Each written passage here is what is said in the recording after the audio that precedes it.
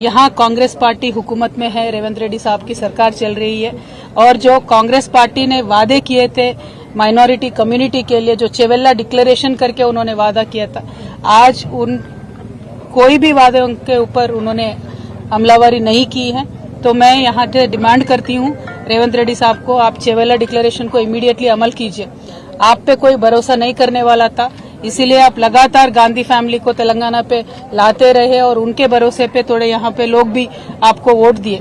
और minority declaration अब जब कर रहे थे तब सलमान खुर्शीद साहब को भी लेके आके आपने माइनॉरिटी डिक्लेरेशन का पूरा ओपन करके दिया था, लेकिन जितने भी उसमें वादे हैं वो एक भी आपने आज तक अमल नहीं किया। आपने बजट के बारे में बात किया, जो माइनॉरिटीज को, मुसलमानों को इस बार बजट में दिए उसमें 4% भी आज तक आपने खर्च नहीं किया।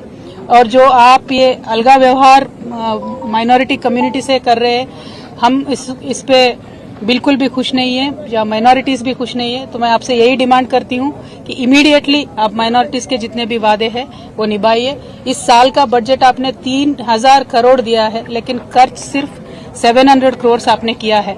तो मेरा ये डिमांड है कि आप माइनॉरिटी कम्युनिटी के साथ दीजिए, क्योंकि केसीआर साहब जब यहाँ पे थे पिछले 10 सालों में कम्युनल वायलेंस का एक भी इंसिडेंट नहीं हुआ था, लेकिन ये एक साल में जितने कम्युनल वायलेंस के यहाँ पे इश्यूज हुए हैं, ये देख के बहुत एक दर्द होता है हम सबके दिलों में, क्योंकि एक अमन और चैन के साथ तेलंगाना रहता था, एक गंगा जमुना तहजीब को हमने कायम करके रखा था।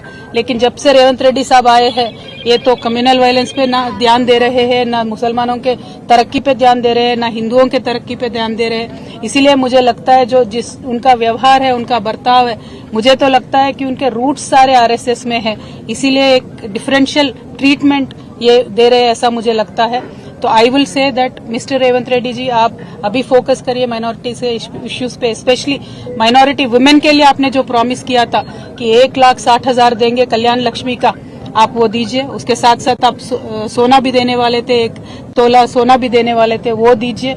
पढ़ाई के वास्ते जो टिम्रिस के हमने स्कूल कायम करके रखे थे, आज उनका क्वालिटी देख के तो बहुत ही डर लग रहा है। आप क्वालिटी अच्छा बना के टिम्रिस को चलाइए। तालीम के वास्ते, माइनॉरिटी बच्चों के तालीम के वास्ते आप जोर दीजिए, रिव्यू कीजिए, और जॉब्स में सब चीजों में भी माइनॉरिटीज को आप आगे फुट में रखिए। ये हमारा डिमांड है। और रेवंत रेड्डी साहब का मैं यही कहना चाहती हूँ कि निजामाबाद में बहुत ही ज्यादा पॉपुलेशन है माइनॉरिटीज का, हैदराबाद के बाद बिगेस्ट पॉपुलेशन निजामाबाद में है। तो यहाँ लेकिन आज तक भी कुछ भी बजट निजामाबाद में आया नहीं है। यहाँ से शबीर अली साहब भी है, उन्होंने कंटेस्ट भी किया, लेकिन शबीर अली साहब ने भी कुछ भी जोर नहीं दिया, 1 भी रुपया निजामाबाद के लिए एडिशनली यहाँ पे नहीं आया है। तो मैं आपसे यही डिमांड करूंगी और लगातार मैं यही कहते रहूंगी।